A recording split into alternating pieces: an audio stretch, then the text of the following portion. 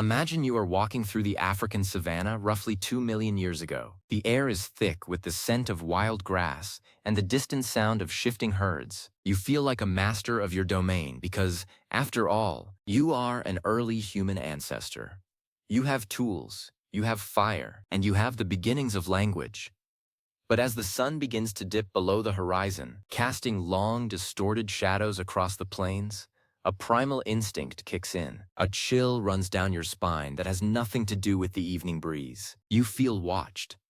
Not by a lion or a leopard, animals you know and understand, but by something else. Something faster, heavier, and far more specialized in the art of tracking primates. Long before we were the apex predators of this planet, we were the preferred menu item for a creature so terrifying that its existence was only recently pieced together from the shattered remains of our ancestors. We are talking about the Dinofelis, a predator that didn't just share our environment. It specialized in ending our story before it truly began. For decades, we believed that early humans were the mighty hunters of the Pliocene and Pleistocene. We pictured our ancestors standing tall, spears in hand, fending off the beasts of the wild. But the fossil record tells a much more humbling story. When archaeologists began uncovering the bones of early hominids like Australopithecus, they noticed something disturbing. Many of these skulls had peculiar indentations, two perfectly spaced holes, often right through the cranium or the eye sockets. For a long time, scientists were baffled. Was this the result of ancient tribal warfare? Or perhaps a strange geological coincidence? The truth turned out to be far more cinematic and nightmare-inducing. Those holes perfectly matched the upper canines of Dinofelis, a genus of saber-toothed cat that was specifically designed to handle the unique anatomy of a primate. To understand Dinofelis, first you have to forget everything you think you know about saber-toothed tigers. We usually imagine the Smilodon with its massive sword-like fangs that looked like they belonged in a fantasy novel. But Dinofelis was different. It belonged to a group often called the false saber-tooths. Its fangs weren't absurdly long, but they were incredibly sturdy. They were stout, dagger-like, and serrated.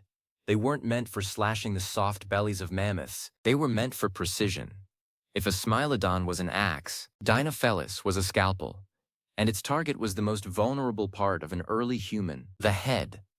The anatomy of Dinofelis was a masterclass in predatory evolution. It was roughly the size of a modern jaguar but built like a wrestler. It had exceptionally powerful front limbs, much heavier than those of a lion. This is a crucial detail. Modern big cats like cheetahs or leopards rely on speed or a quick suffocating bite to the throat. Dinofelis didn't care about a long chase. It was an ambush specialist. It would wait in the tall grass or leafy shadows near the caves where our ancestors sought shelter. When an early human wandered too far from the group, Dinofelis would strike. It used its massive forelimbs to pin the victim to the ground instantly, neutralizing any chance of escape or the use of primitive tools. Then, it would deliver the signature move that defined its existence, a crushing bite to the skull. Think about why this evolved. Early humans and our cousins had relatively thin skulls compared to the thick hides of buffalo or rhinos. We were also upright, making our necks and heads prominent targets. Dinofelis adapted to this. By biting the skull, it ensured an almost instantaneous end to the struggle. There was no need for a messy, loud confrontation that might attract other predators or the rest of the human tribe. It was clean, efficient, and horrifyingly quiet. This wasn't just a random predator. It was a specialist that viewed the burgeoning human race as a reliable source of protein. The psychological impact of this predator on our evolution cannot be overstated. Have you ever wondered why so many of us are afraid of the dark? Or why we have an innate, almost irrational fear of large cats even if we grew up in a city? Evolutionary psychologists believe that this fear is a literal echo from our past. For hundreds of thousands of years, Dinofelis was the monster under the bed, except the bed was a cave and the monster was very real. Our ancestors who weren't afraid of the shadows, who didn't look up into the trees, or who wandered alone at twilight, simply didn't survive to pass on their genes. We are the descendants of the paranoid. We are the children of the ones who were terrified of the Dinofelis. The most chilling evidence comes from a site in South Africa known as the Swartkrans Cave. This location is famous for its wealth of early hominid fossils, but it's also a scene of an ancient crime. For a long time, researchers found piles of bones that were strangely sorted, Hominid bones mixed with those of other primates and small ungulates. At first, they thought these caves were the homes of our ancestors, but closer inspection revealed that the humans weren't the ones living there. They were the ones being brought there. The cave was a larder. A Dinophelus, or an ancient leopard, had been dragging its prizes into the darkness to consume them away from the prying eyes of scavengers like hyenas. Finding the skull of an ancestor with the tooth marks of a cat etched into the bone is a powerful reminder that for most of our history, we were not the ones at the top of the ladder. But Dinophelus wasn't just about raw power. Its skeletal structure suggests it was surprisingly agile in trees, perhaps even more so than modern lions. This meant that the classic human defense of climbing a tree to escape a predator might have actually been an invitation to dinner. Imagine the horror of an early human climbing high into the canopy to escape a prowling hyena, only to find a pair of glowing eyes waiting for them in the branches. There was truly nowhere to hide. This pressure forced us to change. It forced us to become more social, to guard one another, and to develop better ways of alerting the group to danger. In a very real sense, the terror of Dinophelus helped forge the human community. The reign of Dinophelus lasted for millions of years, spanning from North America to Eurasia and Africa. It was a globally successful design. However, as the climate began to shift and the open grasslands expanded, the rules of the game changed. Ambush predators thrive in complex environments where they can hide. When the forests thinned out, the advantage shifted to long-distance runners and social hunters who could coordinate in the open. As our ancestors became more adept with tools and fire, the power dynamic began to tilt. Fire, in particular, was the ultimate weapon. It turned the darkness, which was once the predator's greatest ally, into a safe zone for humans. Despite its eventual extinction, the legacy of Dinophelus lives on in our DNA.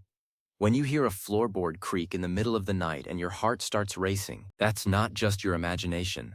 That's a biological memory of a time when a shadow in the corner of a cave meant a 400-pound cat was about to end your lineage. We often think of extinct animals as distant, irrelevant figures in a textbook. But Dinophelus is different. It is part of our origin story. It was the selective pressure that refined our senses and made us the social, cautious, and intelligent species we are today. Let's look closer at the fossils. Scientists have found Dinophelus remains in diverse locations, showing they were adaptable. In Europe, they hunted different prey, but the strategy remained the same. They were the silent shadows of the Pleistocene. They didn't roar to announce their presence like a lion might. They stayed silent. Silence was their primary weapon. In the fossil record, we see a transition. We see the emergence of larger, more aggressive human species like Homo erectus. And as these humans grew larger and more capable, the Dinophelus fossils began to dwindle. It wasn't a sudden event, but a slow displacement. The hunter was becoming the hunted, or at least the prey was becoming too difficult to handle. The anatomy of their teeth also tells a story of dietary shifts. While the skull biting was their specialty, they were capable of taking down larger game. However, the sheer volume of primate remains associated with Dinophelus sites is what makes them unique. Most predators are generalists. They eat whatever they can catch. But Dinophelus seem to have a preference. Some researchers suggest that because primates are relatively slow compared to antelopes, we were an easy target. We provided high caloric value with relatively low risk to the predator. That is, until we started hitting back with stones and sharpened sticks. There is a certain irony in the fact that we now study the bones of the creature that once studied our ancestors for weaknesses. Today, we put Dinophelus skeletons in museums, behind glass, where they can no longer hurt us. But if you stand in front of one and look at those stout, dagger canines, you might feel a strange, cold sensation. It's a recognition. Your brain knows exactly what those teeth were meant for. They were meant for the very skull you are using to process the image. It's a moment of deep evolutionary connection.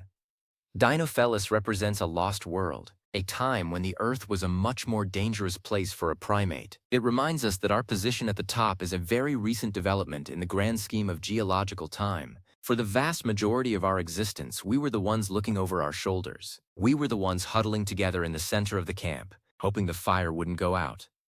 The history of Dinophelus is the history of our own vulnerability. Why did they go away? Extinction is rarely caused by one thing. A combination of changing landscapes, the disappearance of their primary prey, and the rise of more efficient competitors likely sealed their fate. But even as they disappeared, they left a mark.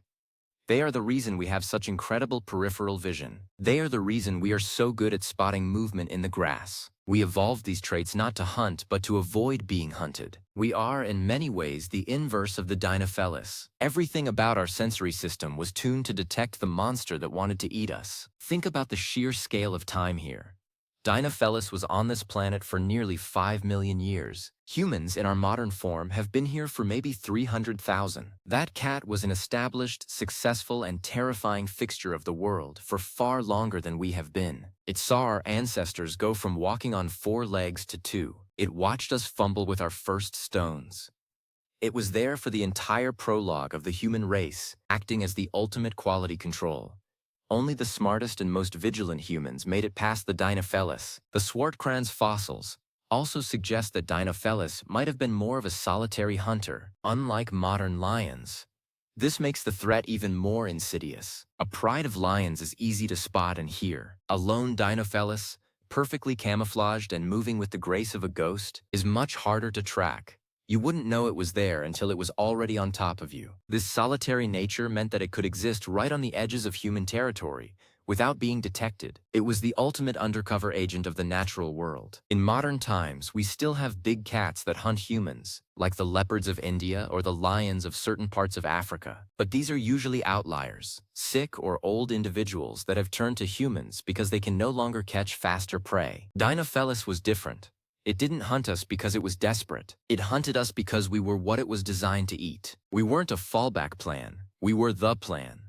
This specialized relationship is almost unique in the history of mammals. When we look at the extinction of these great predators, we often feel a sense of loss for the lost biodiversity. But perhaps, in the case of Dinofelis, there's a subconscious sigh of relief. The world is a much safer place without a 400-pound primate specialist waiting in the banyan trees. However, we should also feel a sense of gratitude. Without the constant threat of Dinofelis, would we have ever felt the need to develop the complex social structures that define us? Would we have pushed so hard to master fire and tools? Pressure creates diamonds, and Dinofelis was the ultimate pressure. As we continue to dig into the earth, we find more evidence of this ancient struggle. Each new skull found with those 2 unmistakable puncture marks adds a chapter to a story of survival against all odds. It's a story that isn't just about fossils, but about the very essence of what it means to be human. We are the survivors of a world of monsters. We are the ones who outlasted the daggers in the dark. The next time you see a leopard or a jaguar at the zoo, take a look at their limbs, see how thick and muscular they are. Then imagine those limbs being twice as powerful. Look at the canine teeth and imagine them being twice as wide and serrated like a steak knife. That is the ghost of Dinofelis. It is a creature that has been gone for over 1 million years, yet it still lives in the way we walk, the way we watch the shadows, and the way we gather together when the night is long. It's interesting to note that even today people report sightings of shadow cats or mysterious predators in the woods. While these are almost certainly misidentifications of modern animals, the intensity of the fear they provoke is a testament to the old enemy. We are hardwired to believe there is a cat in the bushes, even when logic tells us there isn't. The ancient part of our brain, the parts inherited from our ancestors on the African plains, isn't taking any chances. It remembers the Dinofelis, even if we have forgotten its name. The discovery of Dinofelis has also changed how we view ancient cave sites. We used to think of caves as the home base for early humans, the places where our culture began. But thanks to the work of taphonomists, scientists who study what happens to an organism after it ends its life journey, we now know that for a long time, caves were places of terror. They were the dens of predators. Our ancestors didn't move into caves because they wanted to. They moved in because they finally figured out how to evict the things that were living there and eating them. The move into the cave was a military victory. It was the first time we took the high ground from the enemy. Let's talk about the name for a second. Dinofelis literally translates to Terry Bell cat. And for once, the taxonomic name is not an exaggeration. Scientific names are often dry and descriptive, but the researchers who named this genus knew exactly what they were looking at. They were looking at the physical embodiment of the fear that has haunted our species since we first stood upright. It is a cat that deserves its terrifying title. One of the most amazing things about paleontological research is how it can change our perspective on our own strength. We think of ourselves as so powerful now, with our technology and our cities. But for millions of years, our greatest achievement was simply not getting our heads crushed by a Dinofelis. That's a powerful dose of humility. Every breath we take today is a victory that was won by our ancestors in a million small, terrifying encounters across the prehistoric world. The research into the skull-biting behavior of Dinofelis is still ongoing. Some scientists are using computer modeling to simulate the bite force and the stress on the cat's skull. They found that the short, stout canines were much better at resisting the stresses of biting into bone than the long, thin canines of Smilodon. This confirms that the skull bite wasn't a freak occurrence, but a deliberate and repeated strategy. The Dinofelis didn't just happen to bite the head, it went for the head every time. It was a master of the one-and-done kill. We can also look at the color of their fur. While we don't have preserved skin, we can look at their environment and modern equivalents. A jaguar-like spotting or a tawny, lion-like coat would have provided the perfect camouflage in the dappled light of the ancient forests and savannas. They were invisible. To an early human, the first sign of a Dinofelis attack was likely the feel of those massive paws on their shoulders. There was no warning, no growl, just the sudden weight of the end. This predator also influenced our development of tools. While we think of early tools as being for butchering meat, many were almost certainly for defense. A sharp stick or a heavy rock in the hand doesn't just make you a better hunter, it makes you a less appealing target. A Dinofelis wants an easy meal. If the primate starts hitting back and causing pain, the predator might reconsider. We learned that to survive, we had to be more trouble than we were worth. We learned to be dangerous.